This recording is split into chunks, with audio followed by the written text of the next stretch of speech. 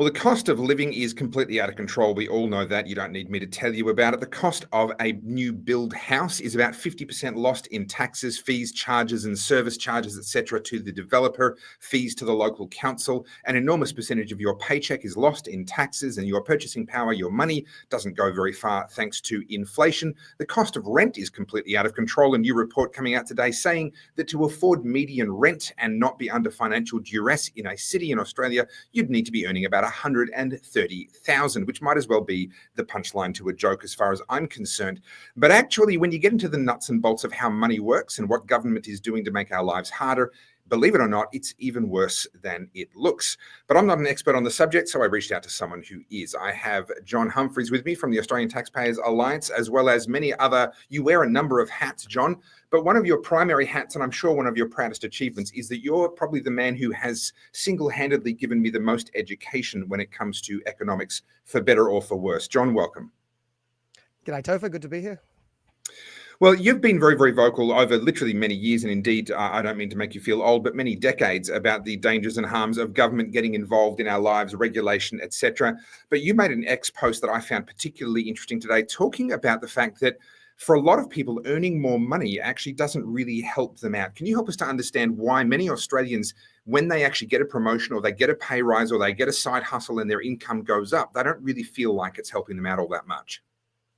Yeah, absolutely. Look, the disincentives involved in our tax welfare system has been a bugbear of mine since forever. The tricky part I've always had is working out a way to wrap up the story that properly portrays a true story but keeps people's attention. And I think this X post might have done it now, finally. I was pointed in the right direction.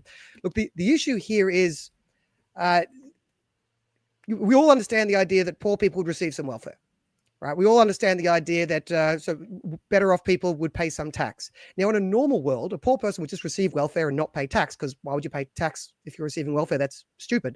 And a better off person who's paying tax, they wouldn't be getting welfare, because that wouldn't make any sense. We don't live in a normal world. We have massive amounts of tax welfare churn in Australia, tax welfare churn, where the same family is paying tax and receiving welfare in the same year. I mean, it is hundreds of billions of dollars per year of tax welfare churn. And the issue with that is, firstly, it's just dumb. I mean, just saying it aloud kind of points out the stupidity of it. Why are you paying tax if you're receiving welfare? Why just hand the money to a bureaucrat? They hand it to another bureaucrat and they hand it back to you. So that's, but not all of it. They keep a little bit of it themselves to run the system, of course. Well, yes, because they had to pass it to each other, and that's very hard work. So they need to pay themselves for that work. But it's expensive to do that. But it's even it's even dumber than that. It's not just a stupid scheme. It's quite insidious in terms of the incentives. And economists are always thinking in terms of incentives, like how do the price signals influence the way you're going to behave? And what happens here is, as you start working, you start paying tax. But at the same time, you're also losing welfare. And so you're getting double hit with a double whammy. And actually, in some instances, you're paying 3 different sorts of income tax, and you're losing 4 different sorts of welfare at the same time. And each one of these disincentives adds to each other. So we've got an example. You're losing welfare for every $100 you earn, you'll lose $60. Yeah. And at the same time, you might also be paying another $10 in tax. And at the same time, you might be losing another $20 of family tax benefits. And so these are all the cascading disincentives that can end up creating what feels like a much higher tax rate than what the government tells us we have. We call that the effective marginal tax rate, which is the actual incentives you face in life. And look, what the government writes on a fancy website is very nice for them. But what impacts your behavior is the real incentives in the real world. And if your effective tax rates are 90% or 100%, there's no incentive to work. I want to talk this through in a little bit more detail. So let's take someone who is perhaps, they've ended up as a single parent through no particular fault of their own. They've gone through raising their kids. Their kids are now in school. They're trying to re-enter the workforce. Let's say they're not a particularly highly skilled person. So they're trying to get into the workforce in what's going to be a low paid minimum wage type of job. Now, previously as a single parent, they've been receiving a number of different types of welfare. There might be various things around rent assistance. There might be things around childcare and child raising, as well as just simply payments, welfare payments to keep them alive and help them to pay their bills, etc. So you're saying that as they begin to earn, because they also start to lose a lot of those supports that were in place, effectively that doubles as a de facto form of taxation, where they're losing a chunk of the money that they're earning.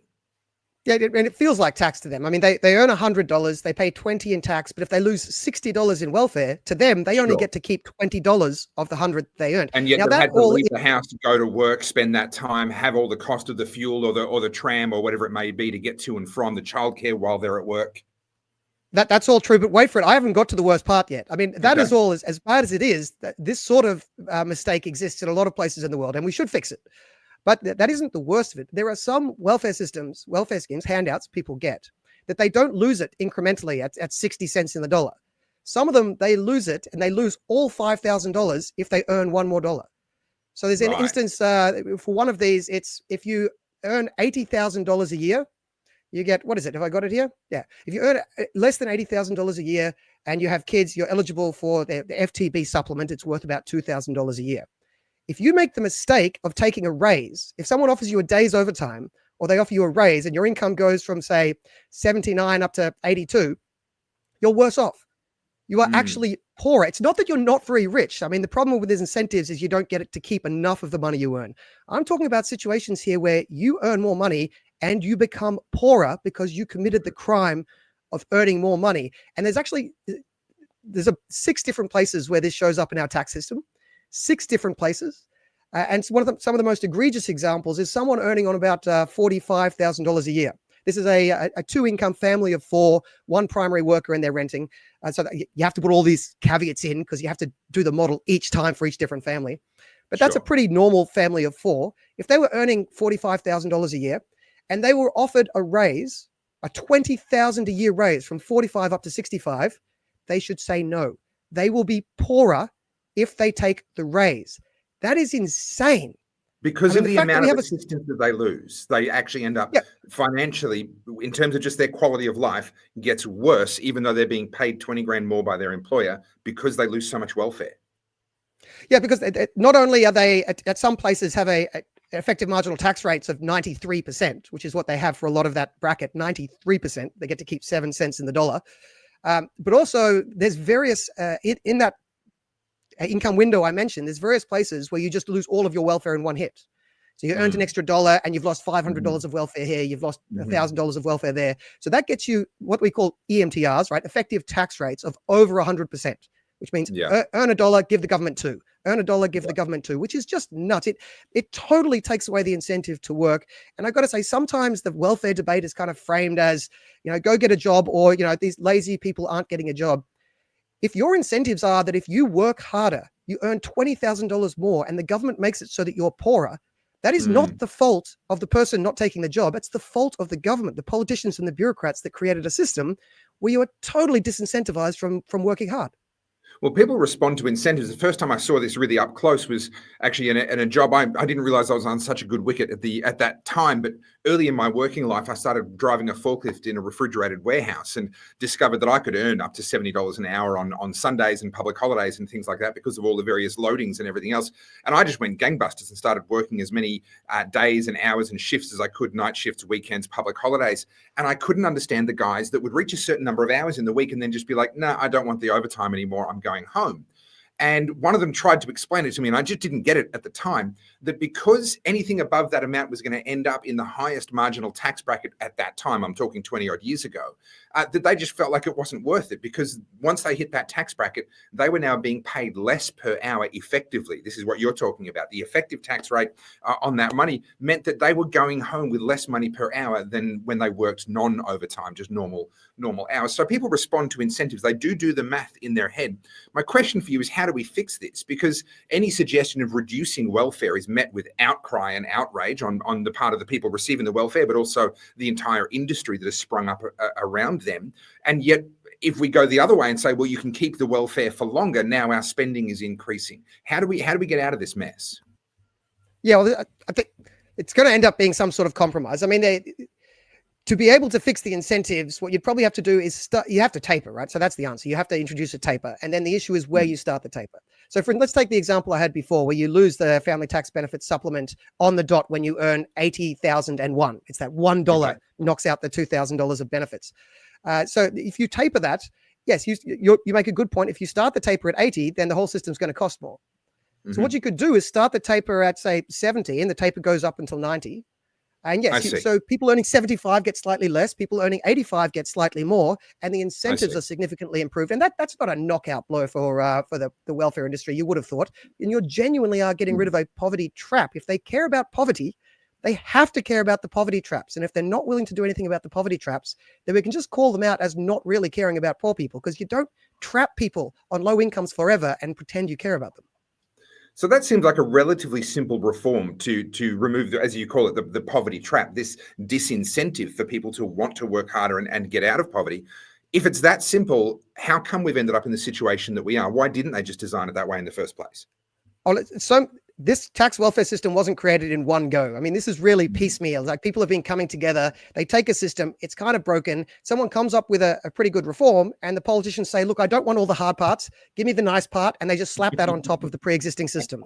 And so now you've got this Frankenstein's monster of a system, and every proposed reform, they back off all the hard parts, and it seems to just get worse. And I think the truth is, look, a lot of voters don't really understand how this works. A lot of politicians don't understand it. I mean, a lot of people accuse them of being evil. Maybe some are.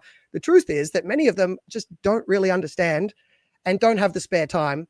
And so it sails through. I mean, we're in an election campaign now, and we've heard very little of people talking about, we've got these massive welfare traps that are just trapping families in poverty forever, that are nearly impossible to get out of. And it's just not a topic because it's a little bit complicated. I mean, some of the stuff I'm talking about here, and then there's graphs and charts, and some people's eyes glaze over. And so we just end up with a situation where people just can't get out of poverty, because if you earn $20,000 more money, you're poorer because of it. By the way, just to finish the answer before, another part of the solution I mentioned before, a lot of this comes from the fact that you're losing welfare while you're paying tax. Sure. That's idiotic. We shouldn't be doing that. Now, of course, as you earn more, you should lose welfare. But why are poor people paying tax? I mean, why do we have income tax applying to someone on $25,000, $26,000, $27,000? They're also receiving welfare. You could just give them cut their tax and cut their welfare, and they'd be in the exact same position, but we'd decrease the churn. And that would also allow you to decrease the taper rate and improve the incentives on the other side. So just decreasing tax rates, which of course I would say, we've spoken a few times before, Topher. I don't think we've ever done an interview where I haven't snuck in, make sure you decrease tax. I'll do that again. But yes, that's part of the answer here as well. Yeah, look, it's an interesting point you make. They're not evil, just stupid. I'm going to put that as the headline quote. John Humphreys says, they're not evil, just stupid. But this really does sound like that classic quote, and I don't remember who originally said it. You probably will, about how the government breaks your legs.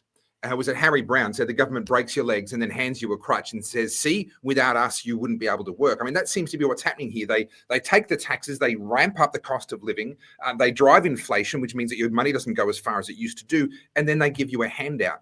Is there a politically palatable way out of this? No politician wants to be accused of being heartless. How could they sell these reforms? Well, I don't think you can really sell reform until you've convinced people there's a problem. But the problem is so large now. And I think this is explainable. Perhaps it needs someone more eloquent than me. Maybe you can do the job. But I think this is explainable. And if people understood how dastardly the system is, there would be a community out there, begging for reform on this issue. And at that point, a brave politician could step in. And since part of the answer involves tax cuts, that tends to be a pretty popular part of the answer. And we've got to disentangle the idea between people who say they care about the poor and people who actually care. People who want to look good and people who want to do good. And if we can convince people that the people who are trying to look good are doing so much harm that you need to stop listening to them, perhaps we can start making progress here on the tax and welfare reform. Well, as I say, in a democracy, you get the government you deserve. If we want a government smart enough to untangle this mess, then I think we're going to have to become better people so that we deserve that better government. John, thank you so much for joining us. Thank you, Topher.